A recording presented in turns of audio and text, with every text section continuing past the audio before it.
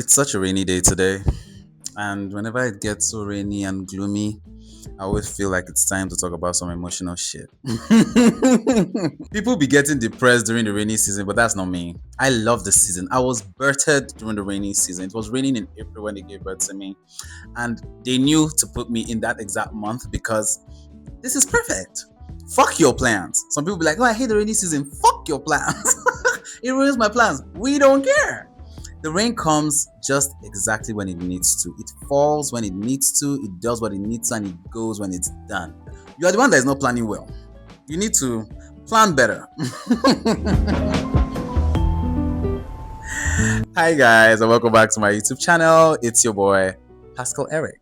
Yeah, today we're going to be talking about emotional things as we always do when it comes to Unpack with Paz. And this is a topic that I spoke about very recently on TikTok. I just put out the video actually yesterday on it, but I decided I wanted to elaborate a little bit more and then probably key into an ending factor that was not added in the TikTok that I made. Today we're going to be talking about decentering romantic relationships and eventually forgiving yourself.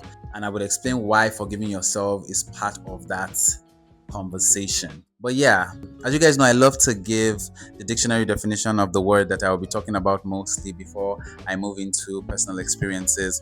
So, decentering is the act of stepping back from an established focus or assumption.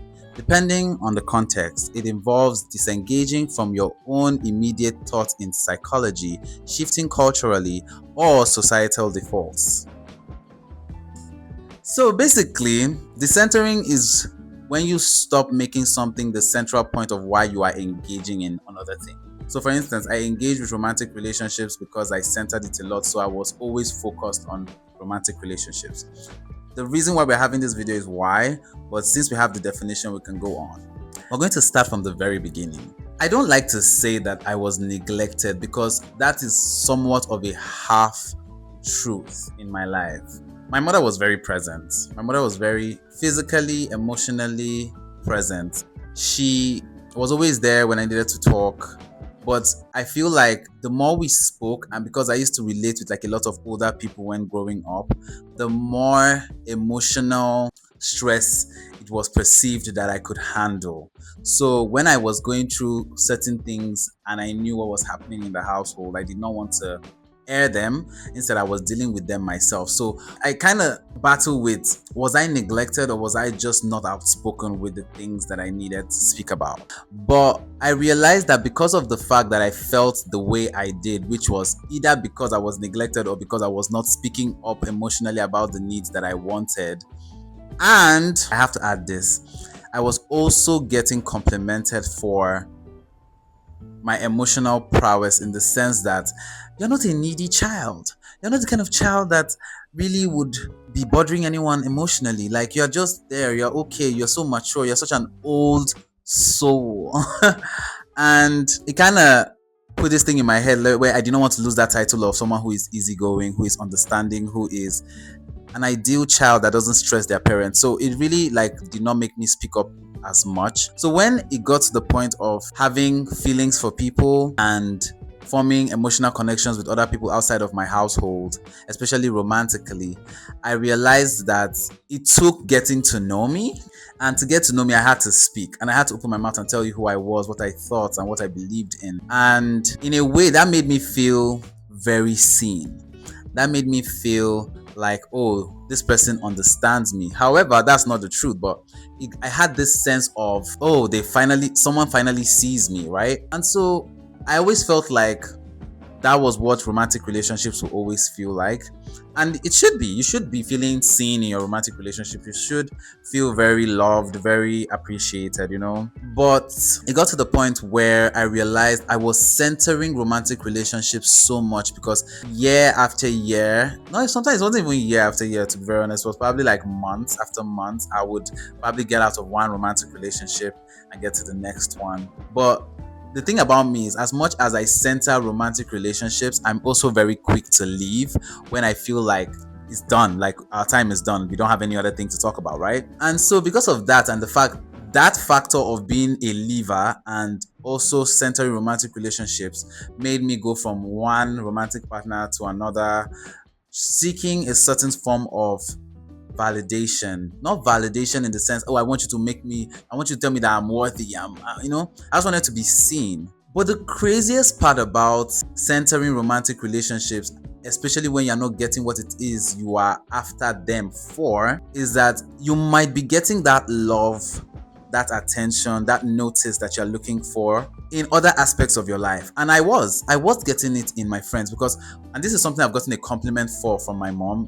When it comes to picking friends, I'm a great judge of character. Actually, that's just me giving myself accolades. I'm just a great magnet of great character. Like, I pull people that are good for my mental health. I pull people that appreciate my energy and see me. And it was not until 2022 when I got into this relationship, and that was the one of the most useless relationships that I've ever gotten into, because to be very honest with you, I wasn't even seen in that relationship.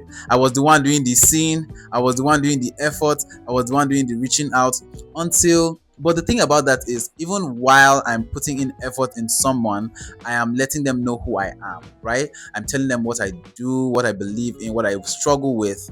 And it was not until this person that I was in a relationship with used something that I had told them was my weakness against me that I realized I don't need to deal with this bullshit. Because after every relationship that I moved from to the next one, the quality deteriorated. It was almost like I was begging for crumbs of affection, of being seen, of being noticed. And as hotcake where I be, that's crazy, because why would I let myself get to that point of begging for affection? Especially because I had friends that were always ready to listen to me, be with me, be around me, compliment me, love me. I keep telling people I'm mostly a leaver because of the people around me. The people around me have treated me great. They've treated me nicely. They've loved me. I have experienced love, and then I'm going out there looking for romantic relationships because I'm centering it, and then I'm accepting nonsense. It's an insult not just to me, but to the people that love me and see me going through this, and regardless of whatever it is that I've been through, still love me. It would be such an insult to them, because what's the point of showing me all that love if it does not build my self-esteem, if it does not get me to a point of understanding that I don't need anyone to feel complete. So in 2022, I made the conscious effort of making my friends my lovers. I've always seen my friends as people that are an extension of me in a way, because I can see myself in them, and I hope they see themselves in me, at least the good parts. And because of the fact that I do see myself a lot in my friends, I decided, you know what? I'm going to center friendships. The thing about decentering, right, I realized was, if you're going to decenter from something, there's still a space. Your mind needs something to focus on, because it was already focusing on something, and now you're trying to convince it to move from that focus that it had. So I decided I'm going to switch it. It's going to be friendship, romantic relationships. I'm going to focus on my friendship, not even like center them per se, but I'm going to focus all the energy on my friendships. I remember back then, all the things that I said, oh, I want to wait until I'm in a relationship before I do this with someone, I started doing it with my friends. This is a memory that I want to make with my romantic partner when I get there. Started doing it with my friends. Every single time I had a thought that was inclined towards romantic relationships, I decided to find a way to make it that I can do it with my friends. The only thing I feel like I don't necessarily get from my friends, which is not something that anyone should be getting from someone they call a friend, is the physical intimacy part. Not in the sense of cuddles, because I can cuddle my friends, I can hold my friends, I can hug my friends, but in the terms of sexual, that is not the conversation for today. And to be very honest with you, I have a very great grip on my urges. But when it came to wanting that validation, wanting to be seen, wanting to validate myself, I started focusing more on my friends. And when you focus on people that genuinely love you, and when you start making their love part of what it is you think about and how you see yourself, it shifts your brain. It rewires your memory, rewires the way you see yourself. And I started seeing myself differently when it came to my friends. I started enjoying things more. I started loving things more. I started seeing beauty in many things, because my friends will tell you my relationship, it should not be here. And one thing about me, I don't know how, I'm not the person who sweeps things under the carpet. as somebody who was romantic relationship centered, and then having friends that I feel I can always talk to and air my mind to, it was a shit fest because I'm always having a complaint. This person isn't doing this person isn't doing that. And it was only natural that these people would not do this thing for me because I was trying to find a certain type of fulfillment that they could not give to me. I had to find it myself. And that's why I was to a certain extent settling for less until I decided to decenter romantic relationships. And it was only in recent conversation, and which is one of the main reasons I'm making this video, that I realized I have decentered romantic relationship to a point, but I still never let go of the shame of being that person that really centered a lot of romantic relationship. Because there was a lot of shame there. I will not lie. I did feel somewhat stupid in a way for centering romantic relationships because you had all this love and affection from the people around you, but you were centering people that didn't even see you, didn't even know you, they don't even know your middle name. Some of them probably didn't even know your first name. There was shame there, I would admit it. I felt somewhat stupid. And the thing about me is I don't like feeling stupid. I don't like feeling stupid. So I did not realize that to a certain extent I was still resenting that part of myself that used to be very romantic relationship centered until I was in conversation with my friend Lawrence. So, backstory, there's this acquaintance that I have on social media, and they've been working, saving, to travel the world or whatever. And they finally got to a new city, just, explore. And they made a video. And they were now talking about how they don't have any romantic interest because to be loved is to be seen. And they just feel very lonely in a new city, and they see a crowd of people who have people, and they just feel left out in the whole affection of that. And the first thing my mind clocked was, this person is still very much centered in romantic relationship because you went on this trip with friends, mind you went on this trip with friends. You are not thinking about how you can have fun with your friends. You're thinking about how you don't have romantic interest in your life. And mind you are not even up to 30 yet. I kind of was very irritated at that, and I remember telling my friend Lawrence about it, and he was on some, do you used to center romantic relationships? I'm like, yeah, I used to be very romantic relationship centered, but now I've let go of it. People who just center romantic relationships just annoy me. And he just casually said, oh, you have not forgiven that part of yourself. And then he went on with whatever it is he was doing. And when he said that, I was stuck. Like, the fuck you mean? I don't think up till now he knows how much his input rewired my brain, but it got me thinking. And when I started thinking, I decided, later on that night I was gonna introspect. And one way I introspect is journaling. I realized I like to journal, but not consistently, because it kind of becomes like a chore when I do it every day. People who journal every day, you guys are like God's strongest soldiers. I can't do it. But I decided I was gonna journal and just write about romantic relationships. And then I realized he was right. I was still holding on to a lot of shame when it came to romantic relationships and how I used to move with them. And this is not to say I've not had romantic encounters after 2022 when my last relationship was. But even though I have to an extent decentered romantic relationships, I had not completely let go of the shame because I still felt like I shouldn't have acted that way. Which brought me to the point of forgiving myself. I realized I couldn't show this person that I perceived their story to be somebody who centers romantic relationships. I couldn't show them empathy because I had not shown myself empathy. And the reason I wasn't showing myself empathy was because I had not forgiven myself for being the person that I was. And so I started to put in the work to forgive myself. And I'm currently still doing that. It's work, it's gonna take time. But one way that I've realized I am learning to forgive myself is I have to admit to myself that I was that person, which is honestly one of the biggest points of this video, so that I can admit to myself that I was that person who used to center romantic relationships, but now I'm no longer that person. And even though I'm no longer that person, they did with what they could, what they had. And I shouldn't hate them for that. When I was privy to new information, when I understood that, this was not the right way to move, especially when you are looking for romantic affection, I moved.